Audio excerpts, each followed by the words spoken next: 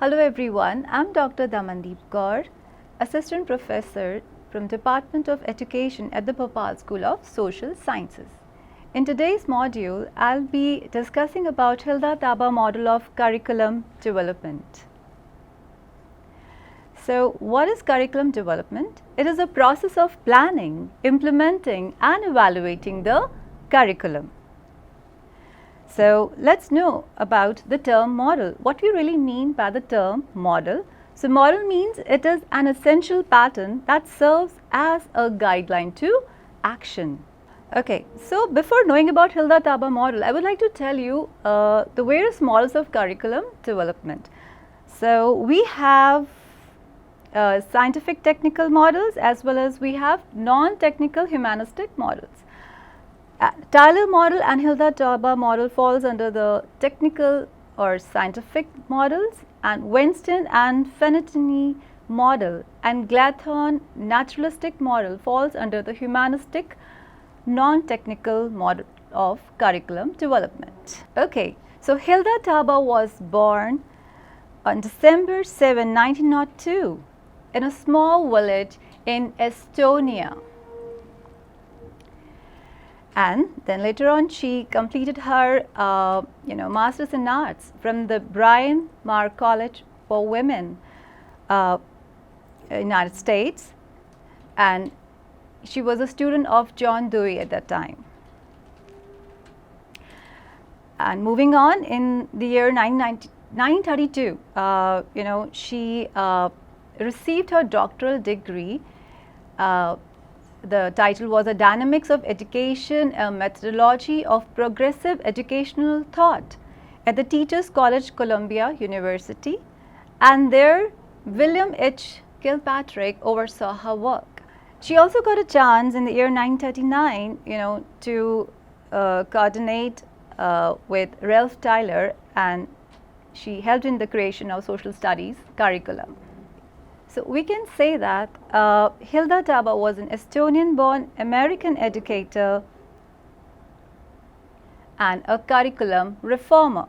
Yeah, she also wrote a book in the year 1962, and the name of the book was A Curriculum Development Theory and Practice. And this book is really beneficial at the time of making of education policies. And she died on July 6, 1967 in Burlingame, California, United States.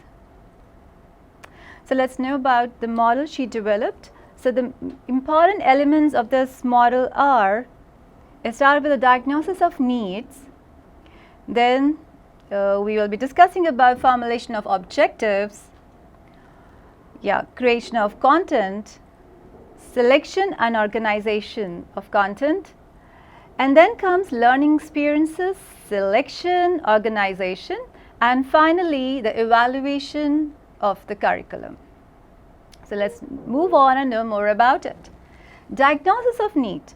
Yeah, it's very important to diagnose the needs. And here we have to focus on the needs of the students. What are the needs of the students? What they really want? So for example, if students are unable to think critically, so we have to help them to think critically. So next comes the objectives. What is to be achieved? So here we are going to formulate the objectives. For example, to develop critical thinking skills. This is one of the objectives. Here we are going to focus on development of critical thinking skills among the students. Next example, to foster empathy towards the perspectives of different cultures, to develop democratic values, to promote social equality, to develop healthy personality. It's equally important, to help students to have a very healthy personality, and to acquire important elements of knowledge, not just acquisition, to understand important elements of knowledge, and not just understanding, we should focus on using this. So, to use important elements of knowledge. So, these were some examples of the formulation of objectives. Now, the content. Okay, so content means what to teach to the students to achieve the objective. So basically it's the subject matter which is going to be taught to the students. So when we select the content, it should be rational, valid, significant, consistent with social realities, and yes, it should fulfill the needs of the students. Now, when we have to organize the content, it should be, in a logical sequence for different classes. And when the subject matter is ready, the selection and organization of content is done. The teacher plays a very important role to transect this content to the students. So these are the learning experiences which a teacher gives. And it's very important here to select the learning experiences so that objectives can be achieved. So here the teacher can organize some lab activities. So given hands-on experience to the students in the maths lab, she can organize some field activities, take the students outside and allow them to observe the things. Collaborative discussion should be encouraged among the students. And yes, with the lecture method, it's very important to ask some questions and have some discussion. Yeah, so problem solving approach, allow the students to solve the problems, help them to develop the skills of problem solving. Okay, so and role plays are equally important in the subjects like history, geography and English literature. We can encourage to have role plays.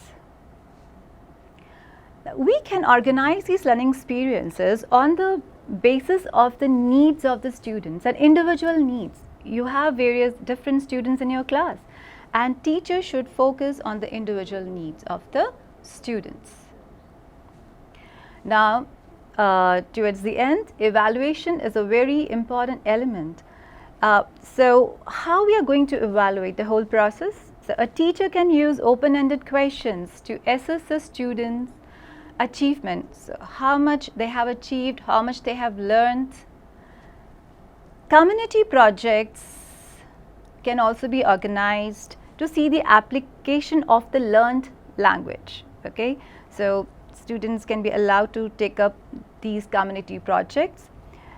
And apart from that, we can provide some challenging situations to think of the solutions. So like now we know that we are living in the world where there are various problems are existing. So how to save the trees and how to keep the water resources clean.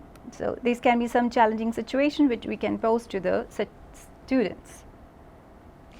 So let's quickly recall all the steps of the Hilda Taba model. The first was diagnosis of the needs, the second one was the formulation of objectives, the third one was a selection of content, then organization of the content, then comes selection of learning experiences, organization of learning experiences, and the last one is the evaluation of the whole process. So what are the characteristics of Taba model? So we can say that it's a bottom-up approach, it's a grassroots approach, yes, it's an inductive approach and learner-centered approach. How can we say that it's a bottom-up approach? Because we, Hilda Taba believes that teachers, they deal with the curriculum, they really play a very vital role in implementing the curriculum. So teachers plays an important role in curriculum development, not the administrators. So she wants teachers to take part in the curriculum development process. That's why we call it as a bottom-up approach. Yes, grassroots approach. You can, the grass is green and because the roots are also healthy. So teachers should participate in the curriculum development as she transects the curriculum. Okay, so again, as she is playing a very vital role in transecting the curriculum, giving the knowledge to the students. So she is handling the students. She knows the needs of the students. Okay, so she should take part in in development process. Yeah. we are also saying that Hilda Taba model is an inductive approach. So, the learning units focus on specific information. Okay, so we focus on specific information and then it moved towards generalization of facts. So, basically what is happening, we are moving towards, from specific to the general information. So, like in this picture you can see that some students, they are watering the plants and this is a community work, they are doing it together, it is a collaborative effort. So, they are helping the plants to grow. Okay, so we can allow students to do such activities with a motive, and then we can explain them the concept of brotherhood and cooperation and the team spirit.